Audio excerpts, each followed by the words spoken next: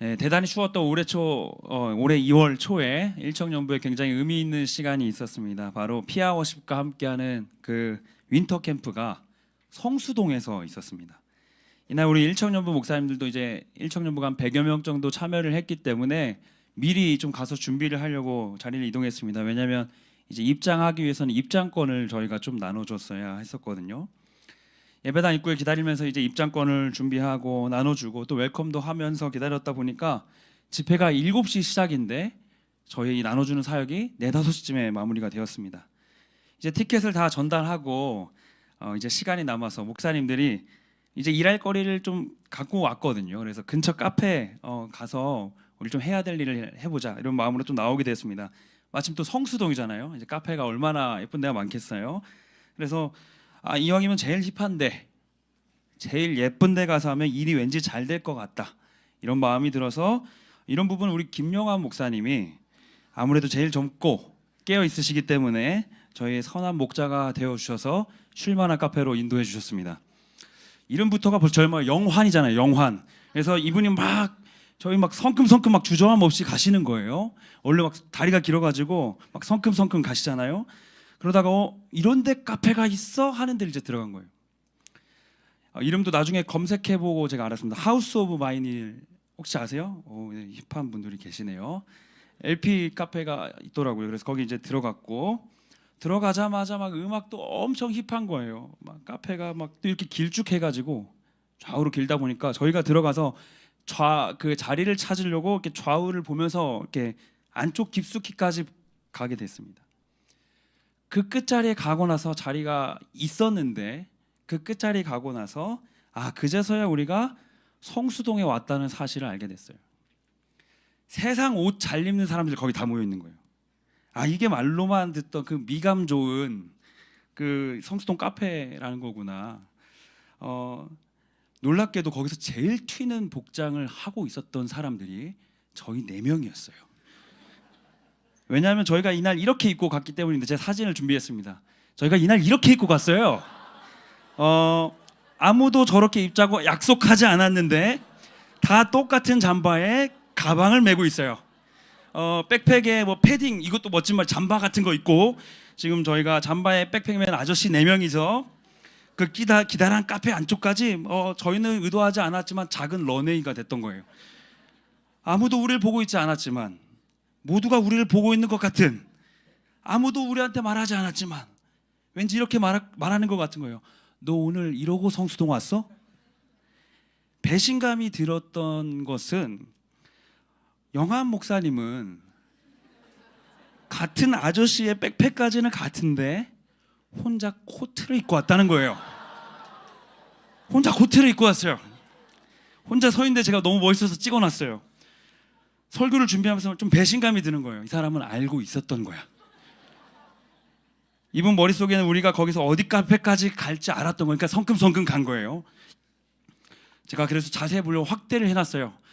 얼마나 멋있어요. 너무 멋있게 이분이 하고 와서 그가 우리와 같다고 생각했던 것이 얼마나 오만한 생각이었고 미세한 차이라고 생각했던 건 얼마나 부끄러운지 생각을 하게 됐습니다. 이제 내려주셔야 됩니다. 목사님 안녕히 가십시오. 저희는 결국 그 카페에 앉지 못하고 돌아 나와서 어디에서도 볼 법한 그런 보편적 카페에 가서 시간을 보냈습니다. 자리도 없었기도 했지만 그래서 자리가 있는 카페를 찾아가기도 했지만 그날 경험했던 이 패션으로 느껴졌던 그 거리감, 벽을 느꼈던 그런 기억을 느끼게 됐습니다. 그래서 내년 윈터 캠프에 동일한 일정으로 가는 기회가 좀 주어지면 미리 옷을 좀 사러 가야겠다는 생각을 하면서 이 서론의 이야기를 좀 마칩니다. 옷이라는 것은 우리의 삶에 대단히 밀접하게 관련이 있습니다. 무언가를 입고 있다라는 것은 그거 하나만으로도 나에 대한 표현이 되기도 하고요. 그러니까 정장을 입고 있을 때와 잠옷을 입고 있을 때와 몸이 느끼는 긴장도와 행동이 달라지는 것처럼 나의 행동과 나아가서 나의 생각까지도 영향을 미치는 것이 바로 이 옷이지요. 그래서인지 우리는 매일 나갈 때마다 무엇을 입을지 어떻게 입을지를 고민하는 데 시간을 쓰고 있습니다. 그렇다면 우리의 영혼은 지금 어떤 옷을 입고 있을까요? 영적인 의미도 동일합니다. 그리스도인들은 보이지 않는 어떤 옷을 입고 있어요. 겉만 보아서는 이들의 모습이 세상을 살아가는 여느 사람들과 다를 바 없어 보입니다. 그러나 중요한 삶의 선택 속에 이들의 삶은 어딘가 다른 것을 보여지게 됩니다. 우리의 믿음의 여정 속에 좋은 신앙의 신실한 선배들을 만났죠. 동일한 일상의 자리를 살아가고 있습니다. 근데 이들에게 뭔가 다른 차이가 있어요. 같은 음식을 먹고 같은 것을 보고 있음에도 그들을 통해 나오는 말과 행동과 사소한 선택, 그리고 중요한 선택에 이르기까지 그들이 우리와는 뭔가 조금은 다른 것을 갖고 있다는 것을 보게 됩니다. 이 작은 사소한 선택 또는 중요한 사건과 선택들을 하는 그 모든 붙잡고 나아가는 그 과정들을 보게 됐을 때 그들을 통해 주어지는 그리스도의 향기와 색과 멋이 있다라는 것입니다. 이들의 영혼의 옷은 보이지 않지만 어떨 때 우리가 걸치고 있는 이 보이는 옷보다 훨씬 더 깊고 넓고 분명하게 드러나고 있는 것은 아닌가 생각이 듭니다. 사랑하는 청년 여러분, 우리의 속사람이 우리의 겉사람만큼이나 드러나고 있다는 걸 아셔야 됩니다. 우리의 속사람의 능력과 변화와 새로워짐이 자신과 주변과 하나님 앞에 드러나고 있다는 것을 알게 되었다면 우리가 어떻게 우리의 영혼의 옷을 대충 입을 수 있을까요? 매일 삶의 자리로 나아가는 이 우리가 그리스도로 옷 입고 살아가는 삶의 필요성이 바로 여기에 있는 것입니다. 오늘 이 골로새서의 말씀을 통해서 우리 영혼의 옷을 점검하는 4가지 질문을 함께 살펴보기를 원합니다. 제가 저번 주에 보니까 이 엽서에 적기가 좀 어려우실 것 같다는 생각이 들더라고요. 그래서 4가지만 기억하시면 돼요. 지금 적으세요. 첫 번째, 복음을 입어야 됩니다. 복음을 입어야 돼요. 가장 먼저 입어야 되는 옷의 순서가 있는 것처럼 복음을 입으시고요. 그 다음 그리스도의 정체성을 입는 것입니다. 복음을 입고 우리는 정체성을 입습니다. 정체성을 입고 나서요, 성품을 읽어요. 또는 괄호치고 은사를 입는다고 해보시겠어요? 복음을 입고 정체성을 입게 되면 성품과 은사의 옷이 뒤따라오는 것이에요. 마지막으로 공동체와 영적인 환경을 입게 되는 것입니다. 이 4가지 영역을 같이 한번 살펴보실 텐데 먼저는 이 질문을 하셔야 됩니다. 복음을 입었는가? 복음을 입었는가? 영적인 옷에 순서가 있다라는 것입니다. 가장 먼저 입어야 할 옷이 바로 이 복음이라는 옷입니다. 오늘 우리가 읽은 이 골로새서의 수신자였던 골로새 교회는 대단히 특별한 상황 속에 있었는데요. 우선은 바울이 편지를 보내고 있지만 바울이 세운 교회는 아닙니다. 많은 학자들이 바울이 드란노 서원에서 이 성도들을 가르칠 때 거기 있었던 한 명 에바브라라고 하는 이 한 사람을 통해서 골로새 지역의 교회가 세워졌을 것이다라고 봅니다. 골로새 교회는 지금 튀르키예 지역의 데니질리라고 하는 지역에 위치해 있다고 하는데요. 지형을 살펴보게 되면 리쿠스 계곡이라고 하는 이렇게 움푹 파여 있는 지역의 그 아래쪽에 위치해 있는 곳이 바로 이 골로새였다라고 합니다. 거리상으로는 이 라오디게아와 또 가까이 있다 보니까 편지를 보다 보면 라오디게아 성도들한테도 이 내용을 전해달라고 하는 내용을 볼 수 있습니다. 이 계곡이라고 하는 지형이 갖고 있는 특징이 무엇이냐면 여러 가지의 내용과 문화와 또 양상과 철학들이 모이는 곳이라는 것입니다. 그래서 골로새 지역이 가지고 있었던 가장 큰 문제는 혼합주의라는 문제였어요. 그들이 갖고 있었던 신앙과 그들을 배우고 알고 있었던 철학이 절묘하게 섞여져 있었던 것입니다. 이 상황을 그 교회를 세운 그 장본인 에바브라가 자신의 영적인 스승이었던 바울에게 전달하게 되고 이에 대한 답을 보내준 것이 바로 이 골로새서라는 것입니다. 골로새서는 이 믿음과 철학이 혼합된 사상 속에서 그들이 붙잡아야 할 예수 그리스도, 그들이 반드시 붙잡고 입어야 할 예수 그리스도가 누구이신지를 설명하는 책입니다. 그래서 이 가장 중요한 내용을 골로새서 편지의 가장 맨 앞에 위치했습니다. 그 위치된 내용 안에서 진술된 기독론이라고 하죠. 예수님이 누구신지에 대한 이 내용은 성경 역사상 가장 분명히 예수 그리스도가 어떤 분이신지를 드러내는 그런 신학적인 본문이 되었습니다. 골로새서 15장 1장 15절에서 16절인데요.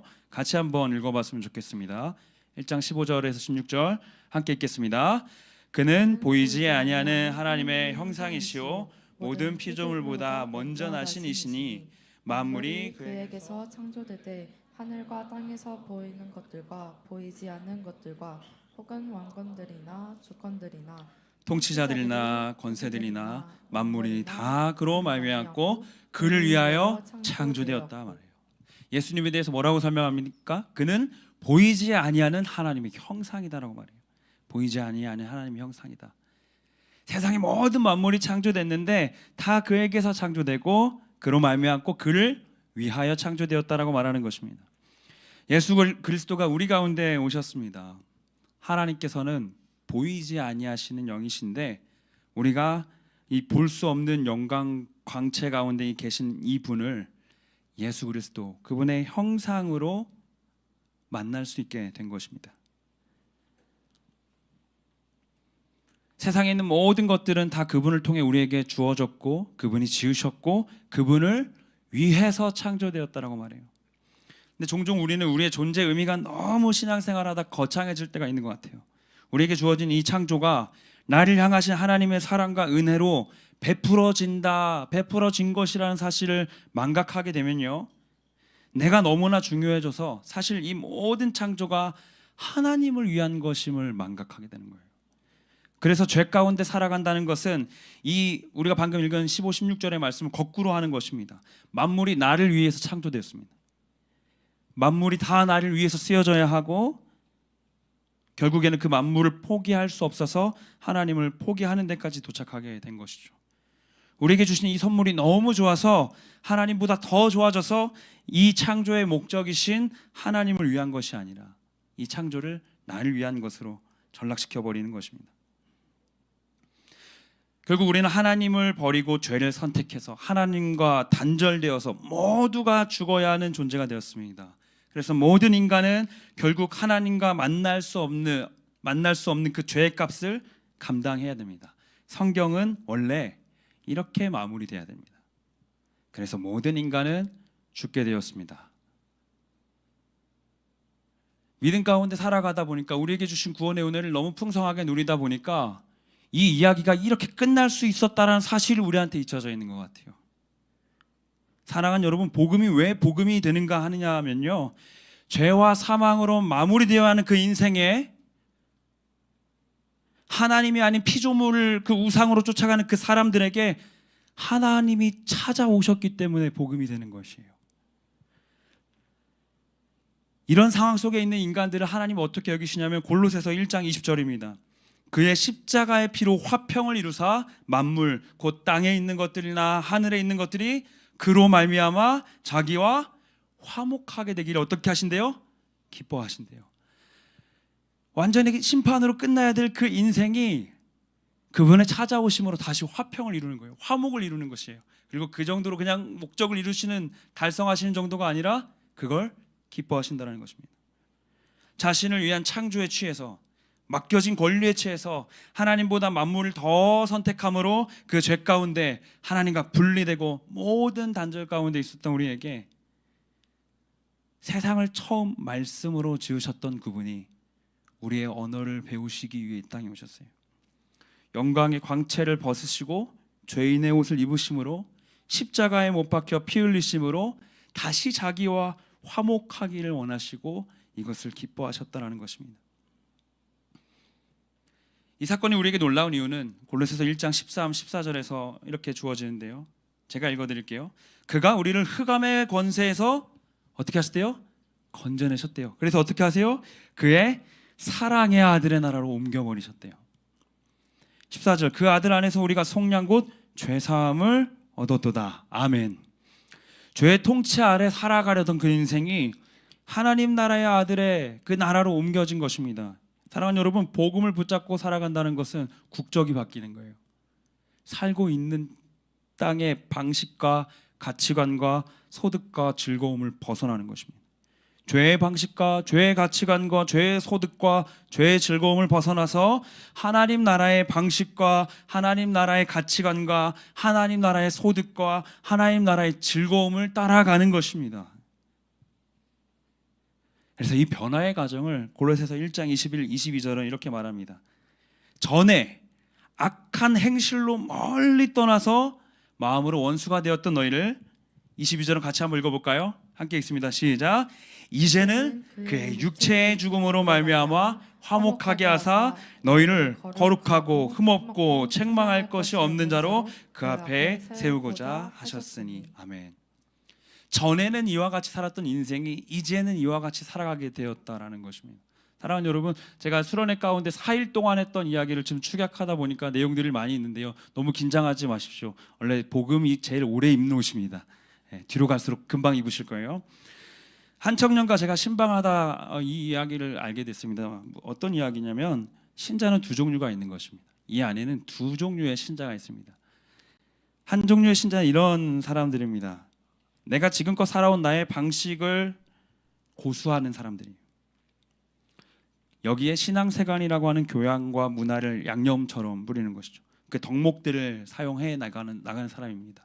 이 사람들의 특징은 자기의 방식을 고수하고 신앙을 사용합니다. 신앙생활, 기독교 신앙이라는 것을 필요에 따라서 취득하는 것이죠. 반대로 두 번째 종류의 신자는 이런 사람입니다. 내 삶의 방식을 버려서 어디로 갈지 오늘 모릅니다. 그러나 주님이 인도하시는 그 길을 향해서 나를 위해 자기 자신을 주신 하나님의 아들의 나라의 그 방식으로 살아가는 것이에요. 여전히 내가 원하는 방식과 가치관과 소득과 즐거움이 있지만 그것을 버려버리고 날마다 그분을 붙잡으며 살아가는 인생이 되는 것입니다. 하나는 복음의 삶이 중심이 된 이야기이고요, 하나는 복음의 삶이 보조가 된 이야기예요. 겉으로 볼 때는 큰 차이를 우리는 알 수 없습니다. 하지만 앞에서 얘기했던 것처럼 중요한 순간에 또는 사소한 순간에 차이가 납니다. 그가 사용하는 단어가 다르고요, 그 기도의 내용이 다릅니다. 여러분, 우리 양심의 손으로 한번 이렇게 생각해 봅시다. 여러분 정말 그 차이를 모르시나요? 사랑하는 청년 여러분, 복음이 없는 정체성은, 복음이 없는 성품의 변화는, 복음이 없는 공동체는, 죄송합니다, 하나님과는 관련이 없습니다. 이들의 국적은 여전히 그 죄의 나라에 속해 있는 것이죠. 신앙의 목적은 이 땅에서 도덕적이고 교양 있게 살아가는 것이 목적이 아닙니다. 내가 내 직업을 되게 나이스하게 살아내는 것이 목적이 아닙니다. 유한한 인생의 시간을 넘어서 영원한 시간을 걷는 인생이 되는 것이고요, 내가 중요한 인생이 아니라 나를 사랑하사 나를 위하여 이 땅에 오신 하나님의 아들을 믿는 믿음 안에서 살아가는 것입니다. 사랑하는 여러분, 간절히 원합니다. 삶의 모든 자리에서 이 복음의 옷을 입는 저와 모두 되기를 예수님의 이름으로 축원합니다. 우리가 주목할 두 번째는 이 질문입니다. 정체성을 입었는가인 것입니다. 정체성을 입었는가.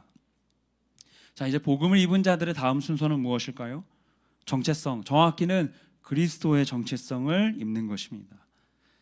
복음을 붙잡은 자의 삶에 대해서 이렇게 골로새서 3장 9절은 도전합니다. 너희가 서로 거짓말을 하지 말라. 옛사람과 그 행위를 벗어버리라. 제가 되게 아끼는 바지가 있어요. 약간 몸빼 바지 같은 건데 집에서만 입는 바지입니다. 밀리터리 바지. 너무 많이 입어서 막 이렇게 난리가 났어요. 이렇게 보풀도 엄청 나고. 근데 저희 아내가 제발 버리라고 이렇게 해도 제가 그걸 또 계속 주워와서 입어요. 왜냐하면 그 옷이 너무 편하기 때문입니다. 옛사람의 옷, 죄의 옷도 마찬가지의 원리가 있는 것 같습니다. 그 죄의 옷은 우리의 삶에 굉장히 편합니다. 막힘이 없어요, 그것을 행하는데. 제가 그 바지를 오늘 들고 오려고 했는데 아내가 청년들의 눈을 보호해 주려고 말려서 참았습니다. 그리고는 어제 새로운 반바지를 하나 사줬습니다. 그래서 드디어 제가 그 옷을 버렸습니다.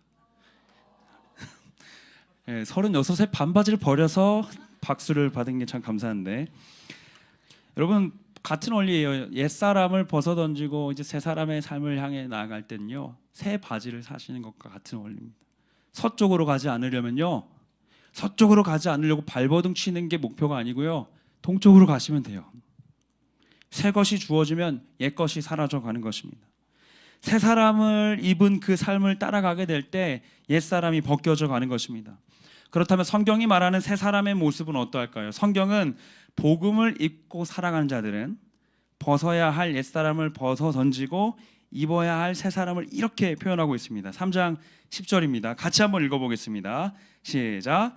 새 사람을 입었으니 이는 자기를 창조하신 이의 형상을 따라 지식에까지 새롭게 하심을 입은 자니라. 아멘. 자, 새 사람을 입었대요. 근데 어때요? 자기를 창조하신 이의 형상을 따라가는 것이 새 사람이래요. 쉽게 말해요, 하나님의 형상을 따라간다는 거예요. 왜냐하면 우리가 하나님의 형상대로 지음을 받았기 때문입니다. 창세기 1장 27절입니다. 하나님이 자기 형상 곧 하나님의 형상대로 사람을 창조하셨다. 사랑하는 여러분, 내가 내 방식대로 내 삶을 재단하고 조절하고 방향을 설정하게 되면요, 그것은 정확한 방법이 될 수가 없어요. 왜냐하면 나는 나에 대해서 알지 못하기 때문이에요. 내 삶에 대해서 더 깊이 알고 싶으세요? 내 삶이 어디로 가고 있는지 더 분명히 알고 싶으세요? 그렇다면 사랑하는 여러분, 하나님 앞에 나가십시오. 우리는 그분의 형상대로 지음 받았기 때문에 그분께 가까이 갈수록 더욱 분명히 내 삶을 알게 되는 것입니다. 하나님께서는 그런 보이지 않는 당신의 형상에 머물지 않으시고 우리 가운데 찾아오셨는데 1장 15절이죠. 그는 보이지 아니하는 하나님의 형상이시요 모든 피조물보다 먼저 나신 이시니. 예수께서 우리 가운데 오셨다는 것은 그분이 하나님의 보이는 형상으로 우리 가운데 오신 것이에요. 그리스도의 정체성을 입는다라는 것은 내가 내 삶의 방향 알지 못해요. 내가 내 방식대로 가다 보면 내 옛사람을 따라갈 수밖에 없는 인생인데, 예수께 주목하면 그분을 따라서 새 사람의 모습, 하나님의 형상대로 나아갈 수 있는 것입니다. 옛사람을 벗어던지고 새 사람을 입는다는 것은 온전한 하나님의 형상이신 그리스도를 따라서 나를 처음 지으셨던 하나님의 형상대로 돌아가는 것입니다. 그래서 초대교회 성도들은 이제 세례를 앞두고 옷을 갈아입혔다고 해요. 물에 들어갔다가 이제 내 옛사람이 완전히 죽고 새로운 자, 그리스도의 영을 입은 내 영이 새롭게 되었을 때 새 옷을 입고 살아갔다라고 해요. 우리가 벗어던진 옛사람은 하나님과 관계없던 그런 시간, 그러니까 죄의 지배 가운데 살아가던 이들의 모습과 같습니다. 그러나 반대의 인생은요, 은혜의 지배 가운데 살아가시는 거예요. 은혜가 다스리시는 나라에 살아가는 거예요. 언제까지 자라가야 된다고 얘기하고 있습니까? 창조하신 이의 형상을 따라 지식에까지요. 영역이기도 하지만요, 시간을 의미하기도 합니다. 날마다 그분을 앞으로 나아가는 것이요, 그분을 알므로 서는 것입니다. 요즘 제가 제일 좋아하는 말인데, 여러분, 신앙생활은 데일리예요. 이것만 오늘 기억하고 가세요. 신앙생활은 데일리예요. 매일매일 서는 것이에요. 이스라엘 백성들은 광야에서 만나를 하나님께 받아 먹을 때 매일매일 받아 먹었어요. 왜냐하면 만나 유통기한이 하루거든요. 다음 날이면 썩어요. 그래서 새로 만나를 주워야 돼요. 여기 영적인 원리가 있습니다. 우리의 믿음도 날마다 주시는 그 말씀 안에서 새롭게 됨을 경험하셔야 됩니다. 내일의 삶의 자리에서 예수를 알고 그분의 새로움을 향해 가는 것이 이 정체성을 입고 살아가는 인생인 것입니다. 자, 이 놀라운 정체성의 가치가 어느 정도인지 아직 감이 안 오실 텐데 제가 이걸 설명해 드릴게요. 3장 12절입니다. 제가 읽을게요. 그러므로 너희는 하나님이 택하사 거룩하고 사랑받는 자처럼 긍휼과 자비와 겸손과 온유와 오래 참음을 못 잊고. 예수의 정체성을 입고 살아가는 인생은요, 택하신, 하나님의 택하심을 받은 거룩하고 사랑받는 자와 같은 존재들입니다. 이것이 가치예요. 오늘 우리가 살아가는 삶의 수많은 이유들, 그 삶을 살아가는 원동력은 불안함 때문도 있고요, 수치심 때문도 있고요, 인정 욕구 때문도 있습니다. 나를 열심히 살아내서 얻어내고자 하는 것은 나라는 사람이 얼마나 가치 있는지 증명하고 싶은 거예요. 아주 어렸던 시절부터 학업으로 멈추지 않고, 배움으로 멈추지 않고 평가와 판단의 자리에 서 있었습니다. 경쟁 속에서 자라온 아이는 어른이 되어서도 비교라는 것을 놓지를 못해요.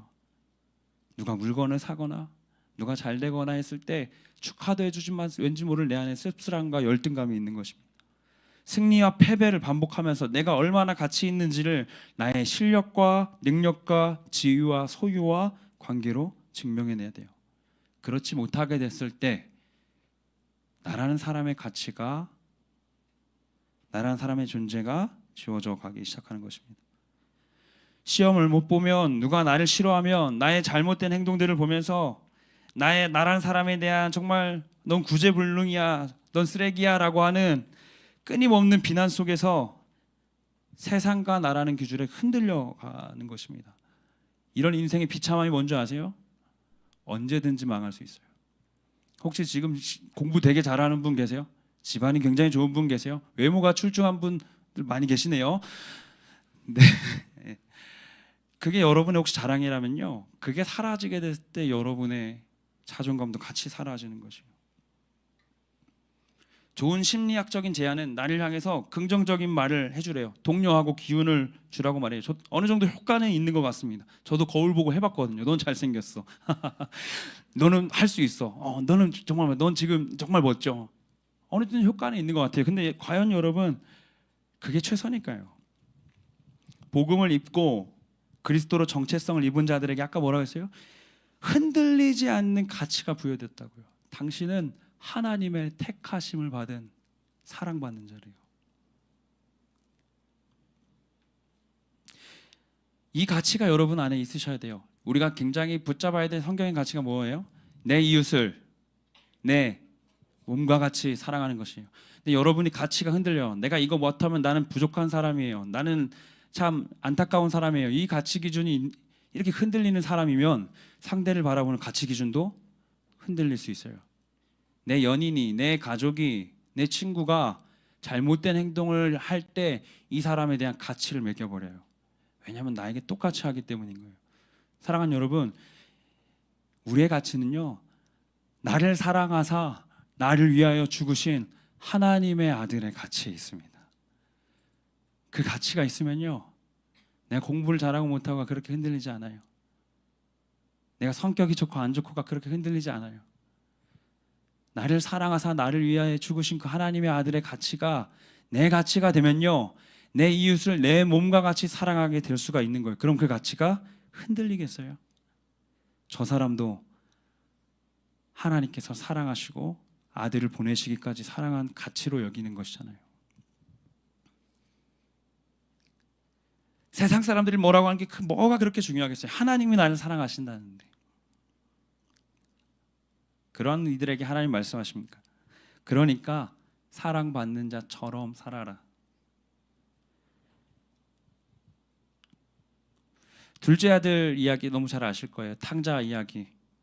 돼지우리에 있었던 그 아들, 온몸에서 꾸렁내가 나고 아버지의 재산을 받아서 먼 나라로 떠났다가 다 탕진해버리고 돌아온 아들. 그 아들이 돌아왔을 때 어떤 일이 있습니까? 아버지는 아직도 갈 길 먼데 달려와 그 아들을 끌어안아 버리세요. 사랑하는 여러분, 그 아들이 어떤 부정함이 있었는지 모르기 때문에 율법이 철저한 유대 백성들은 반드시 그걸 물어봐야 돼요. 너 뭐 만졌니? 돼지를 만졌어? 돼지와 같이 있었어? 그럼 나는 하루 동안 널 만져줄 수 없어. 그 율법이에요. 그 부정함에 대해서 질문했어야 돼요. 근데 아버지가 어떻게 하세요? 조금의 주저함도 없이 아들을 안아주시고 입을 맞추신다고요.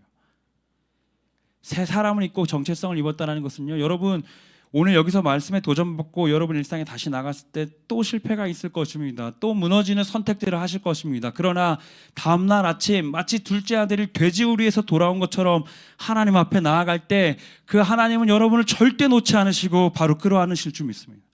여러분의 조금의 부정함도 묻지 않으시고, 그게 새로운 사람이 사랑받는 자처럼 살아가는 것이에요. 염치불구하고 아침에 일어나 주님 앞에 서십시오. 우리는 매일 아침 둘째 아들처럼 잠에서 깹니다. 주어진 하루를 살아내기에 부끄럽고 수치스럽고 무기력해지는 그 가운데서도 사랑하는 여러분, 하나님 앞에 나아가 보십시오. 아직도 갈 길을 먼데 달려나와 품에 안으시고 입 맞추시는 그분의 은혜를 누릴 줄로 믿습니다. 시간이 정말 얼마 안 남았군요. 아직 옷을 다 안 입었는데 네, 빠르게 읽겠습니다.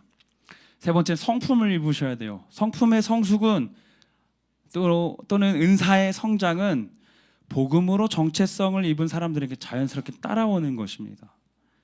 그러니까 이게 목표가 돼서는 안 돼요. 내 은사는 이거니까 이것만 개발해야지. 아니요. 여러분, 복음을 쫓아가시고 예수를 닮아가시다 보면은 이 은사는 뒤따라오게 되는 것입니다. 골로새서 3장 7, 8절입니다. 너희도 전에 그 가운데 살 때에는 그 가운데서 행하였으나 이제는 너희가 이 모든 것을 벗어버리라. 여기부터 읽어볼까요? 같이 시작. 곧 분함과 노여움과 악의와 비방과 너희 입에 부끄러운 말이라. 12절. 그러므로 너희는 하나님이 택하사 거룩하고 사랑받는 자처럼, 여기서 같이 읽어볼까요? 시작. 긍휼과 자비와 겸손과 온유와 오래 참음을 옷 입으래요. 옛사람을 벗어던지는 것과 새사람을 벗어던지는 이야기는 다 성품에 대한 얘기예요. 신앙생활의 성숙은 나에게 없었던 성숙을 얻게 되는 것입니다. 그리스도의 성품으로 무장하는 것이에요. 이 모든 내용을 한 문장으로 요약하면 여러분 많이 아시는, 제가 많이 말하는 한 문장이 나와요. 예수님이라면 어떻게 하실까? 사랑하는 여러분, 그분의 성품을 입으십시오. 예수께서 우리의 죄의 옷을 벗기시고 우리의 그 죄의 옷을 입으시고 대신 죽으셨습니다. 그리고 이제 자신의 의의 옷을 우리에게 입혀주셨어요. 그리고 이제 그 옷에 합당하게 살아가라고 하세요. 복음과 그 정체성을 갖춘 이들은 예수님처럼 생각하고 예수님처럼 말하는 것입니다. 성품은 부여됩니다. 공동체에 보면 제가 보니까 사랑이 많은 분들이 기본적으로 많아요. 이분들은 역시 믿음의 성장 안에서 끊임없이 그 성품이 예수님 닮아 오셨겠지만 그렇지 않고 전혀 그런 기질이 없는데, 그런 사랑이 없는데 주님을 너무 사랑하다 보니까 바뀌어진 저 같은 사람도 있어요. 여러분, 제가 생각보다 정이 없어요. 제가 남한테 관심이 사실 없어요. 근데 제가 제일 잘하는 사역이 뭔지 아세요? 제가 이름을 잘 외워요. 저는 관심이 없는데 어떻게 그게 가능할까요? 저에게 주신 하나님 당신의 마음이 사랑하도록 주신 도전이 그 사람의 이름을 외우는 것이라 그래요. 제가 시간이 줄어가니까 뭘 말해야 될지 모르겠어요. 골로새서 1장 22절입니다. 이제는 그의 육체의 죽음으로 말미암아 화목하게 하사 너희를 거룩하고 흠없고 책망할 것이 없는 자로 그 앞에 세우고자 하셨다라고 말해요. 하나님의 바람은 우리가 사랑받는 자처럼 흠없고 책망할 것이 없는 자로 세워져 가기를 원하십니다. 믿으십니까? 우리 각자에게 주신 은사들이 있어요. 혹시 오늘 이제 순모임 가시잖아요. 그 나눔 시간에 방금 이 은사와 성품에 대한 도전을 받으신 분이 있다면 꼭 이렇게 표현해 주십시오. 순모임 시간에 저 은사 좀 알려주세요. 저를 만날 때마다 어떤 것에 좀 은혜를 받으세요? 그럼 순원분들은 힘을 다해서 그 지체의 은사를 나눠주십시오. 그 공동체가 그 은사를 통해 은혜를 받았을 것이기 때문이에요. 사랑하는 여러분, 하나님은 여러분을 기대하고 계십니다. 나는 매일 둘째 아들같이 아침을 깨우는 부족함이 있지만 달려와 안으시는 그분은 우리를 향해 기대함으로 똑같이 나오세요. 제가 선포할 때 믿음으로 함께 아멘 해주시면 감사하겠습니다. 주께서 택하신 이 청년들을 사용하실 때 하나님이 영광 받으실 줄로 믿습니다. 아멘. 주님, 내가 주님의 자랑으로 세워져 가겠습니다. 아멘. 아멘. 이 믿음의 고백으로 여러분의 주어진 그 성품과 은사가 기쁨으로 쓰여지길 원합니다. 마지막 네 번째인데요, 말씀을 맺고자 합니다. 공동체에 영적인 환경을 입었는가 질문해 보셔야 돼요. 우리는 환경의 영향을 크게 받는 사람들입니다. 공부하기 좋은 환경이 있고 운동하기 좋은 환경이 있어요. 그리고 그리스도로 옷 입고자 하는 이들에게는 공동체라고 하는 영적인 환경이 주어지는 것입니다. 영적인 것은 나의 의지만큼이나 환경이 중요합니다. 내가 혼자 내일부터 묵상하고 하나님 더 따라가려고 해도 홀로의 시간은 대단히 힘든 것이에요. 하나님은 우리가 교회로 살아가기를 원하시고요, 혼자 하는 신앙생활은 없습니다. 근데 목사님, 저는 혼자 있는 시간이 좀 필요한데요. 가끔 필요합니다. 네, 필요합니다, 여러분. 그러나 우리가 홀로 있을 때조차, 우리가 홀로 있는 그 시간에 우리가 아무것도 하지 않고 홀로 있다 한다면 우리는 내 마음의 본성과 내 마음의 소리를 따라가는, 다시 옛사람의 시간을 따라가는 법이에요. 그리스도인의 홀로는 하나님과 함께입니다. 보네포라고 하는 목사님이 이런 얘기를 하셨어요. 홀로 있지 못하는 사람은 공동생활을 조심하고 공동생활 속에 있지 않은 사람은 홀로 있기를 조심해라. 혼자만 있고 하시는 분들 반드시 공동체 필요합니다. 너무 사람들하고 같이만 있고 싶어 하시는 분들 홀로의 시간도 필요하세요. 그것은 하나님과 함께인 것입니다. 이 이야기를 하고 마치려고 하는데요, 아내랑 제가 결혼을 했어요. 네, 맞는 말이에요. 네. 결혼식을 이제 하는 날이었어요. 그래서 아내가 저와 함께 마주서서 그날 성혼 선포를 하는 성혼 결혼 서약을 하는 날이 있었습니다. 그날은 너무 기분이 좋아서 그게 그렇게 생각이 안 들었어요. 근데 그날 서약의 의미가 언제 깨달아졌냐면 저희 둘이 싸웠을 때, 저희 둘이 서로가 미워졌을 때, 저희 둘이 감정이 식었을 때, 건조해졌을 때 나타나더라고요. 어른들이 그런 얘기를 하셨어요. 결혼 생활은 의무감으로 하는 거야. 정으로 하는 거야. 무슨 말인지 몰랐거든요.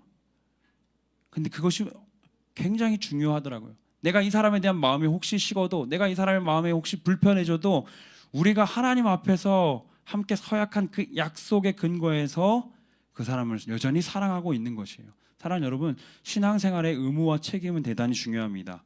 이 영적인 공동체 안에서 그 의무와 책임을 마음껏 누리십시오. 사랑하는 지체가 여러분에게 자꾸 성경 보라고 잔소리하세요. 여러분 순장님이 자꾸 여러분들 기도하라고 뭐라고 하세요. 그런 사람이 세상에 어디 있어요? 그분이 여러분의 영적인 환경으로 하나님이 주신 선물이에요. 누군가 나에게 자꾸 교회 오자고 자꾸 빨리 오라고 얘기해요. 그런 사람이 어디 있어요?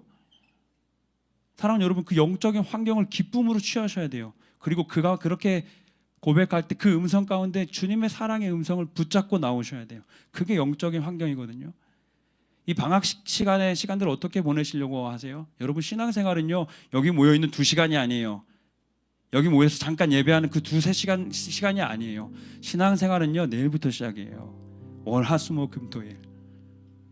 신앙생활은 내일부터 시작이에요. 여러분의 공동체가 존재하는 이유는요, 오늘 모여서 이 얘기하려는 게 아니고요, 내일 여러분의 삶을 잘 살기 위해 하나님이 주신 거예요.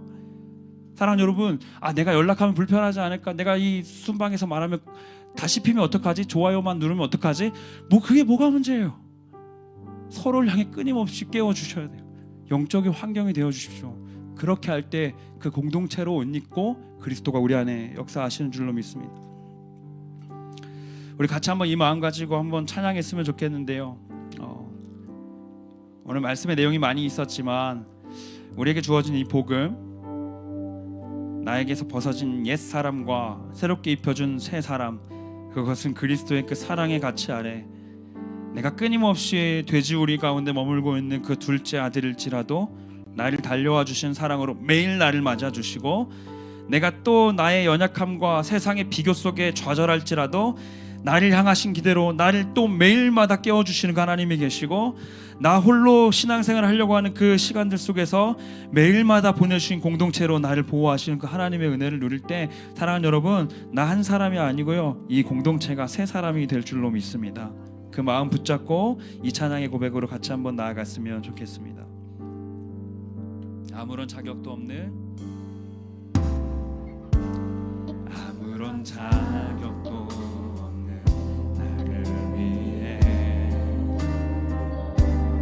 아무런 소망도 없는 나를 위해 사랑한다, 사랑한다, 사랑한다와 하시네.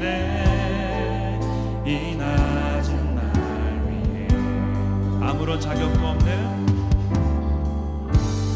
아무런 자격도 없는 나를 위해, 아무런 소망도 없는, 아무런 소망도 없는 나를 위해 사랑한다, 사랑한다, 사랑한다. 이 낮은 날 위해, 이 낮은 날 위해 이제 나는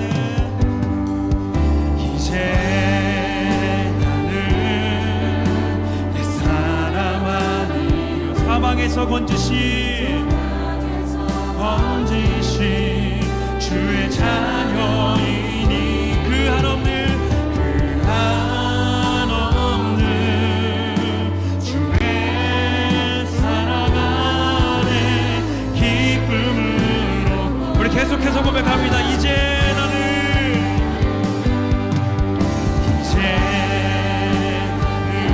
옛 사람 아니요, 사망에서 건지신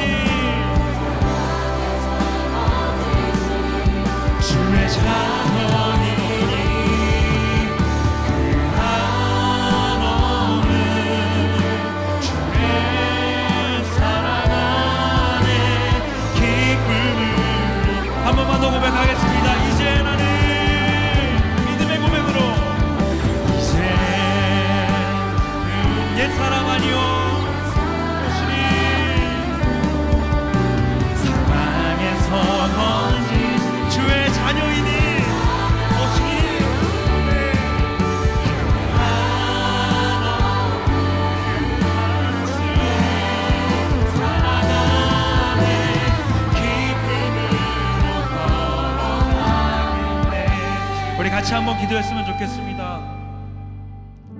주님의 아름다움을 입은 여러분, 헐벗은 우리의 삶에 주님이 찾아오심으로 이 사랑의 은혜가 우리 가운데 입혀졌습니다. 사랑하는 여러분, 삶에 낙심할 때가 참 많이 있죠.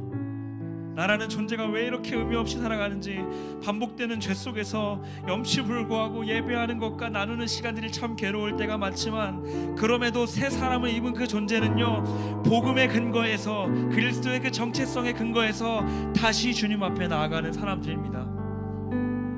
오늘의 예배의 시간, 또 여러분의 삶의 지경 가운데, 또 소그룹의 모든 시간 가운데 둘째 아들의 마음으로 나가십시오. 부끄럽고 염치 없지만 그분의 끊임없는 그 사랑은 나를 향해 달려와서 조금의 주저함도 없이 나를 안아주시고, 괜찮다고, 다시 일어나 할 수 있다고, 나를 향한 끝없는 기대로 다시 등 두드려 주시고 그 삶을 향해 나아가도록 함께 하시는 하나님이신 줄로 믿습니다. 주여, 나의 옛사람을 완전히 벗어던지고 날마다 새로운 사람으로 주 앞에 서게 하여 주시옵소서. 날마다 함께하는 공동체가 서로의 손 맞잡고 주님을 향해 달려가는 그러한 주의 자녀 되게 하여 주시옵소서. 주여, 우리를 새롭게 하여 주시옵소서. 주여, 우리를 붙잡아 주시옵소서. 함께 주의 이름 부르시고 합심하여 기도하며 나갑니다. 주여, 오 주님,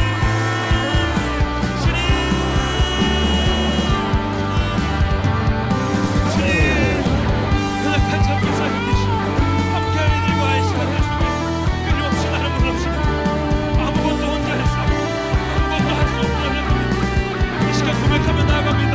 자꾸만 벗어던졌던 그 옛사람을 다시 주의 손에 있고 다시 그 평안의 주의 자리에 나아가는 나지만, 매일 아침 둘째 아들과 같이 눈을 뜨는 나지만 나를 향해 멈추지 않고 달려오시는 그 사랑이 오늘도 나를 이끌어 가시기에 주의 손 붙잡고 나가는 그러한 백성 되게 하여 주시옵소서.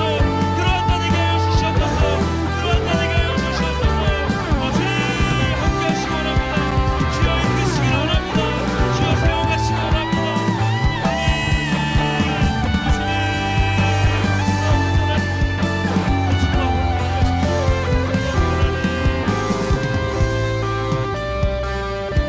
우리 계속해서 찬양하며 나가겠습니다. 이제 나는 옛사람 아니오.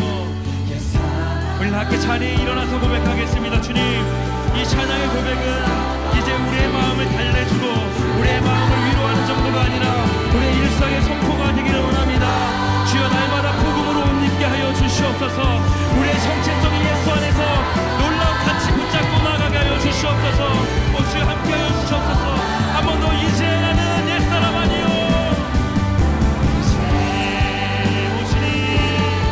우리의 성품이 주님 더 닮아가기 원합니다. 주님 더 따라가기 원합니다. 홀로 그 시간 걷지 않고 우리가 함께 손만 잡고 나가자.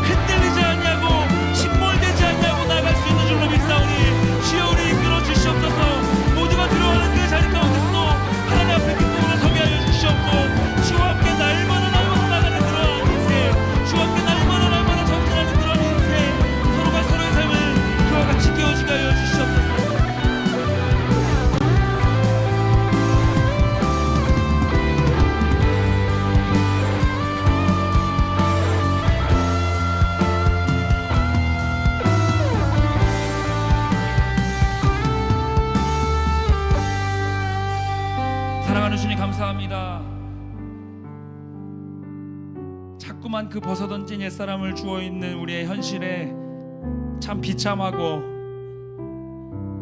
내 방법을 고집하다 보니, 내 방식대로 살아가다 보니 세상 앞에 나의 가치는 또 작아졌는데, 오늘 이 말씀이, 이 복음이 다시 나를 일으켜 세워서 내 방식대로 예수를 보조로 쓰는 인생이 아니라 예수가 내 중심이 되시는 인생으로 서게 하시니 감사합니다.